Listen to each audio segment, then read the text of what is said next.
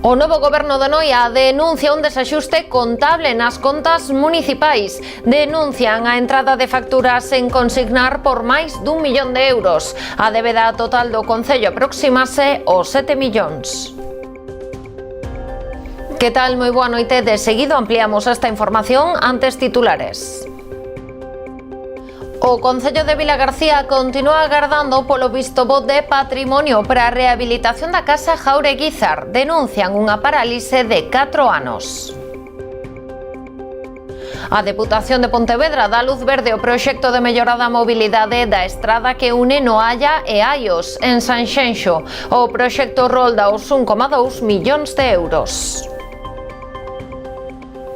Achado histórico en Sálvora.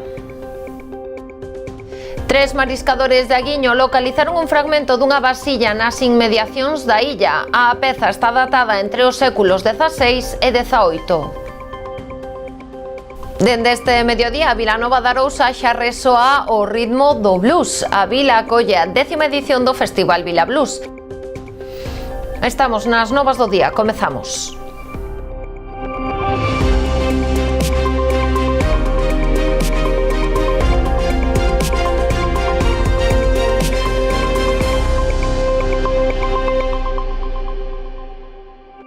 A realización dunha barbacoa nas inmediacións do paseo fluvial do río en Tins podería saírlle cara a unha familia de Outes que ven de ser proposta para a sanción pola Garda Civil. Podería enfrontarse a unha multa que vai dende os 1.000 euros ata o millón. Segundo informaron fontes do propio Instituto Armado, os axentes achegáronse á zona tras recibir unha chamada telefónica dun particular que informaba da presenza de varias persoas facendo lume nesa zona, quebrantando as prohibicións existentes. Tras a súa identificación e despois de proceder ao apagado do lume, continuaron coa realización da correspondente acta de denuncia por unha suposta infracción grave á Lei 7/2012 de Montes de Galicia. Dende a Garda Civil insístese na importancia da concienciación e a colaboración cidadá de cara á prevención de incendios, máis se cabe nesta época do ano de máximo risco. Comisións Obreiras critica as condicións de seguridade dos obreiros das empresas auxiliares dentro da fábrica de Ence. O sindicato acusa a empresa de actuar con opacidade, eludindo nas súas estatísticas de accidentalidade os casos que se producen dentro do seu recinto, pero que teñen que ver con traballadores doutras empresas. Comisións denuncia que neste 2025 producíronse xa 3 accidentes graves con persoal de auxiliares mentres traballaban en Lourizán. Ademais, os representantes do sindicato criticaron a política de prevención de riscos laborais da Pasteira, que aseguran está baseada no medo, o acoso e a represión. Ante esta situación, reclaman unha intervención máis firme da Inspección de Traballo e que estes problemas se solucionen na parada técnica do outono. Pola súa banda, Ence rexeitou estas acusacións. Aseguran que a prevención de riscos laborais é unha prioridade para a compañía e recordan que todos os centros de traballo da empresa están certificados por AENOR polo cumprimento dos estándares máis relevantes en prevención de riscos laborais a nivel internacional. Apuntan, ademais, que os criterios de prevención da compañía son comuns tanto pro persoal propio como pro externo e que nas súas estatísticas recollen todos os indicadores. En canto á factoría de Ence en Pontevedra, aseguran que ten un índice de frecuencia de accidentabilidade de 0,86, fronte ás 18,96 veces do sector e ás 27,8 veces da industria en España. Pontevedra acollerá unha manifestación en solidariedade co pobo palestino en apoio á Flotilla Internacional da Liberdade. Será este sábado 30 de agosto con saída dende o Hospital Provincial. A movilización está convocada por sindicatos e colectivos sociais e comezará ás 8 da tarde para percorrer as principais rúas da cidade. Ademais, o roteiro ten previsto realizar paradas simbólicas ante empresas que, segundo afirman os organizadores, colaboran financeira ou económicamente combate co xenocidio palestino. Tamén fronte a Casa das Campás, sede do vicerreitorado da Universidade de Vigo, pola colaboración de distintos proxectos que ten a Universidade Viguesa con Israel, segundo explican os organizadores da marcha. Con esta convocatoria búscase responder ao chamamento internacional realizado por Global Summit Flotilla, que o 31 de agosto sairá do porto de Barcelona rumbo a Gaza. Por augas internacionais intentará levar axuda humanitaria a Palestina. É a cuarta vez que esta flotilla intenta romper o cerco de Israel sobre o pobo palestino. Na primeira ocasión foron asasinados máis de 6 membros da súa tripulación. O percorrido da manifestación pontevedresa rematará na subdelegación do Goberno coa lectura dun manifesto.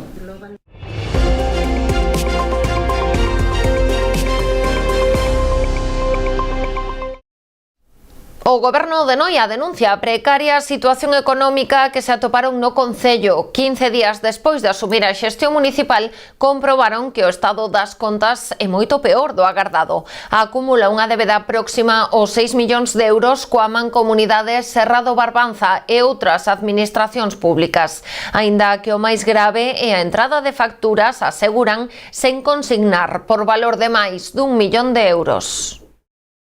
Temos corroborado absolutamente con intervención que o Concello neste momento debe á Mancomunidade da Serra do Barbanza 4 millóns de euros. Neste momento, porque esta cifra, como xa dixen en ocasións anteriores, é unha cifra de prudencia, pero que seguramente se vexa incrementada considerablemente, podendo chegar ata os 6 millóns de euros. Vale, pero vamos a considerar que neste momento hai 4. A parte deso, temos contraídas con outras administracións públicas 1,1 millóns de euros.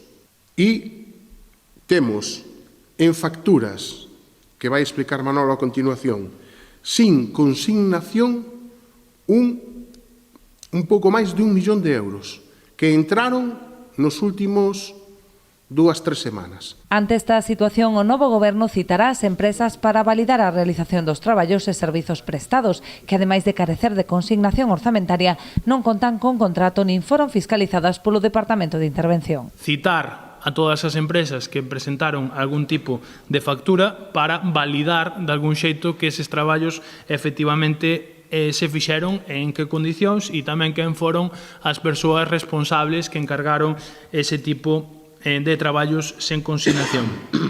Queremos deixar claro que este Goberno non pagará nin un só euro de facturas que non estén xustificadas e con encargos por parte de quen lle correspondera naquela situación.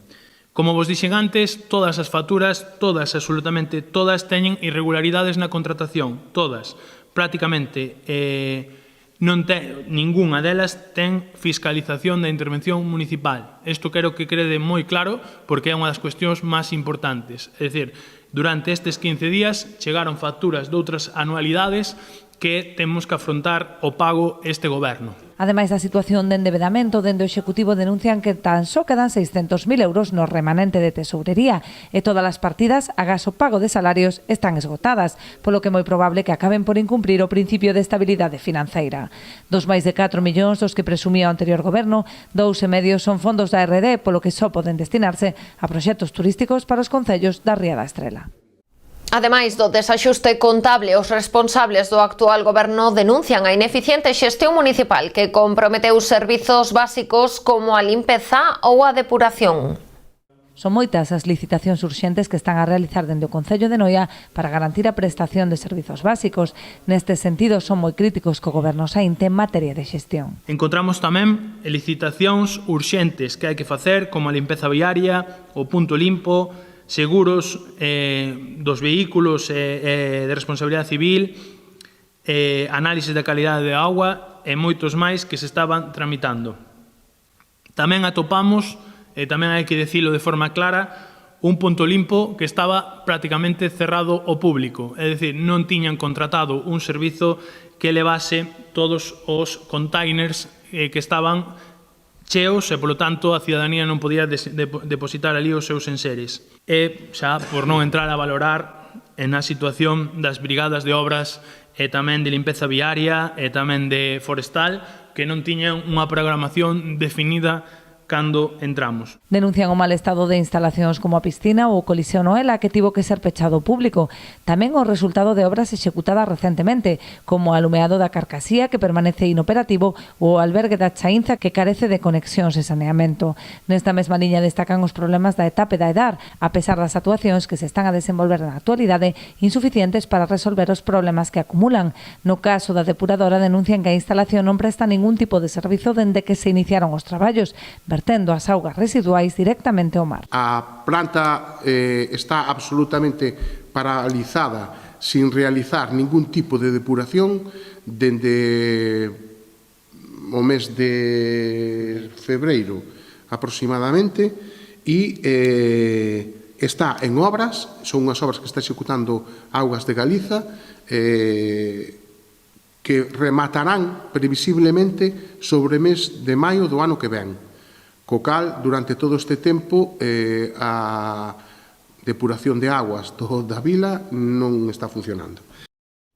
A rehabilitación da Casa Jaureguizar en Vilagarcía de Arousa leva 4 anos agardando polo visto bo de patrimonio e a denuncia que hoxe fixo públicamente o Concello Vilagarcián. Dende o goberno local recordan que a intención é converter o edificio nun centro de uso social, pero temen que a lentitude do Departamento Autonómico poña en risco a execución do proxecto polo deterioro do inmoble.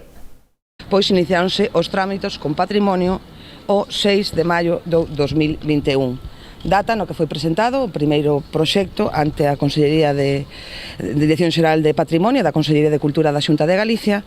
Estamos en agosto do 2025 e aínda non temos unha resolución favorable. Entendemos que un problema de falta de persoal, demandamos unha vez máis a Xunta de Galicia que priorice os servicios públicos, neste caso tamén os servicios que dependen da Consellería de Cultura, porque non se pode adiar en 5 anos unha resolución para un ben municipal, para que hai investimento e para que queremos acometer canto antes esas obras.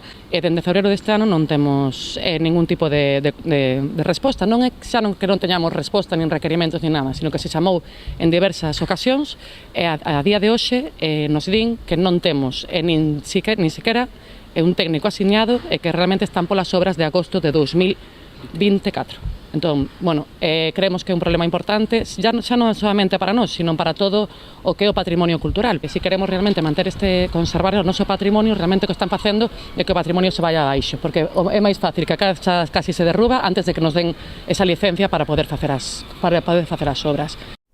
A Casa Jaureguizar fora incautada o narcotraficante Marcial Dorado. O Concello de Vilagarcía mercouna en febreiro de 2021 o Plan Nacional sobre Drogas. Ese mesmo ano puxéronse en marcha os trámites para poder realizar a súa rehabilitación. Tamén se solicitou a autorización a patrimonio, xa que a edificación se sitúa nunha contorna protexida. Inicialmente a intervención prevista consistía en conservar a fachada e a cuberta, baleirar o interior e crear unha estrutura envolvente interna que permitise unha distribución axeitada ao novo uso, sen tocar a fachada. Pero o patrimonio rexeitou o proxecto considerando que o edificio debía ter unha protección maior. A proposta modificouse, pero unha vez máis foi rexeitada polo Departamento Autonómico. O tempo requiriuse ao Concello un informe de patoloxías para levar adiante o baleirado do inmoble. Despois, un proxecto de ruína técnica. Este documento trasladouse á Xunta en febreiro de 2025, pero o goberno local aínda non tivo resposta. Dende Rabella lembran que o Concello conta con financiamento para executar a obra a través dun préstamo libre de xuros conseguido no 2021. 884.200 euros din que continúan sin investir pola tardanza de patrimonio.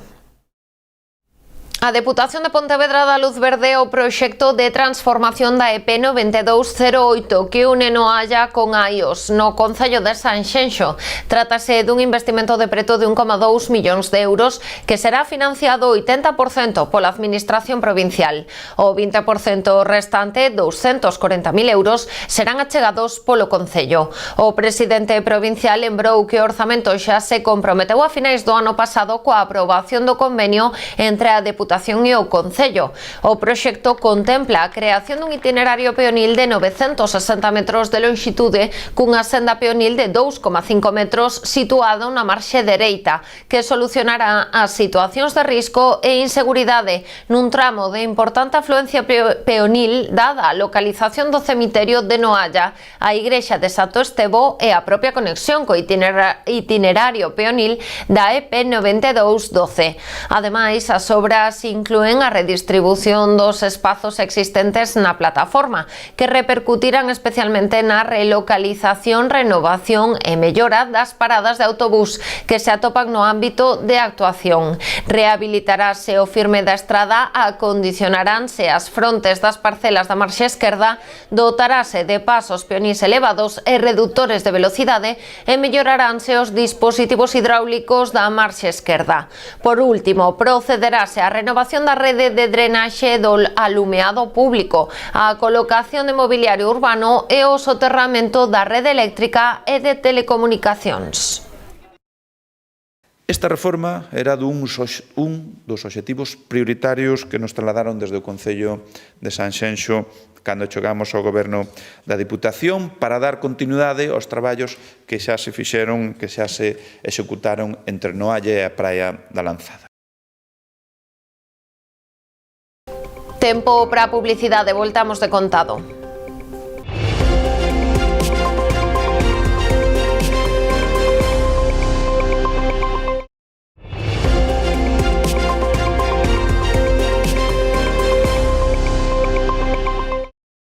Seguimos agora con obras. O Concello de Boiro vende proceder á adxudicación das obras de construción de beirarrúas e carril bici na Avenida da Constitución, concretamente no tramo comprendido entre a Avenida de Compostela e a Rúa Salvador Allende.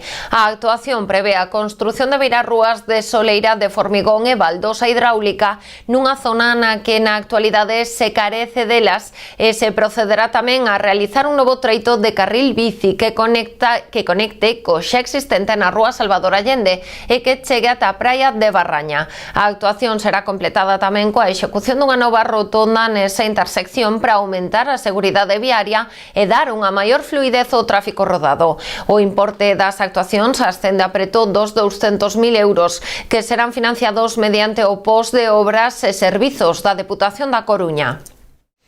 A Consellería de Sanidade vende sacar a licitación por importe total de preto dos 190.000 euros o subministro de diferente material sanitario destinado á área sanitaria de Santiago Barbanza. Dese total, uns 60.000 euros destinaránse á compra e instalación dun densiómetro óseo baseado na tecnoloxía DEXA, a absorción dual de raio X. Segundo informaron fontes da propia Consellería, este procedemento permitirá realizar localmente estudos esenciais para a prevención, diagnose e seguimento de patoloxías como a osteoporose, ademais de facilitar tamén a análise da composición corporal na poboación adulta e pediátrica, ampliando as capacidades diagnósticas no ámbito da nutrición, endocrinoloxía e medicina xeral.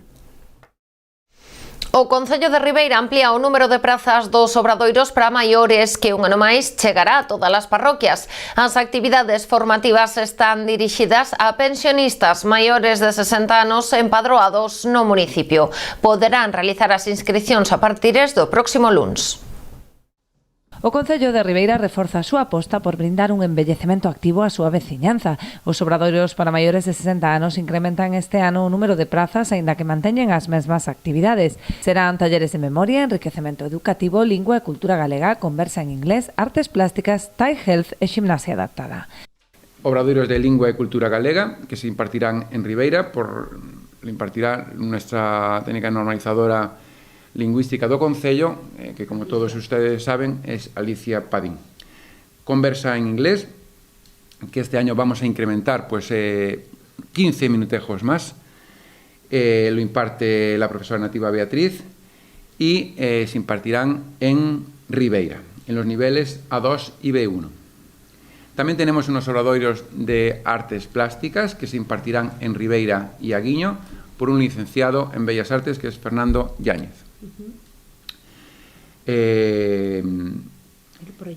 Tenemos un proyecto artístico entre Ayaso y Picasso, rematando con unha exposición bianual al final del curso. O Concello destina unha partida de 40.000 euros para este programa educativo que se desenvolve en colaboración coas distintas áreas municipais como deportes ou normalización lingüística, que achegan tamén persoal dos seus departamentos para impartir os cursos. Eso, coa área de deportes nos coordinamos e se fai todo o tema da gimnasia cos monitores que les teñen e coa normalizadora lingüística Alicia, que tamén aporta. Se intenta facer as actividades pois, en coordinación con outras áreas. Si ven aquí o concelleiro fixo mención a unhas cuantías económicas, claro, son cuantías económicas de personal externo. Aquí habría que imputar pois, outros costes que serían os do personal adscrito ao Concello. O prazo de inscripción abrirá xa 1 de setembro e as actividades darán comezo no mes de outubro. Chegarán a todas as parroquias do municipio.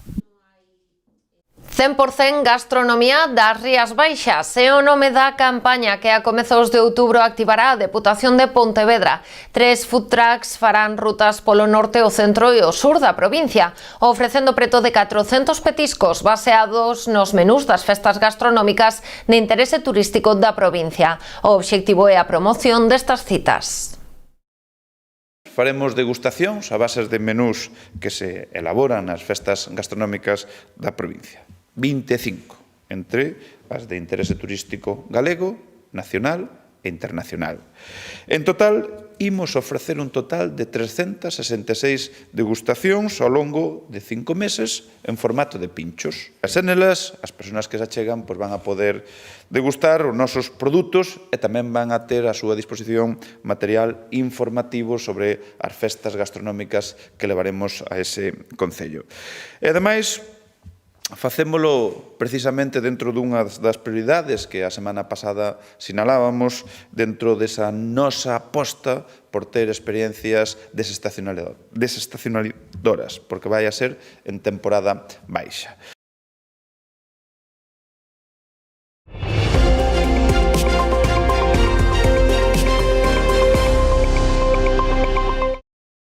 Tres mariscadores de Aguiño atopan un anaco dunha vasilla de cerámica datada entre os séculos XVI e XVIII. A peza foi atopada mentres faenaban nas inmediacións da illa de Sálvora. O achado da peza producíase de xeito casual o pasado mes de xuño, cando un grupo de mariscadores traballaba a meixa nas inmediacións de Sálvora. Alá polo día 15 de junio, indo para o mar como vou todos os días, pois traballando na playa da Safra, así como ven o rastro para arriba, ven o rastro todo con unha copada cunhas ameixas arredor que estábamos traballando a babosa.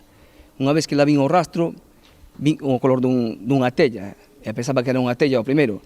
A darlle a volta a tella que pensaba que era eu, vin que tiña esta pequena asa, e dime de conta que pensaba que era unha vasija ou un jarrón. Bueno, pois na proa e seguín traballando como un día normal. Ao chegar a terra, fixen o de sempre, a lonja botar as ameixas, e a mesma fun para o galpón. Así, cando cheguín ao galpón, collín e saquín unhas fotos, e mandiñas a Miguel do museo. Así como o Miguel recibeu a miña fotos, xa me chamou inmediatamente, e díxome que era unha vasija.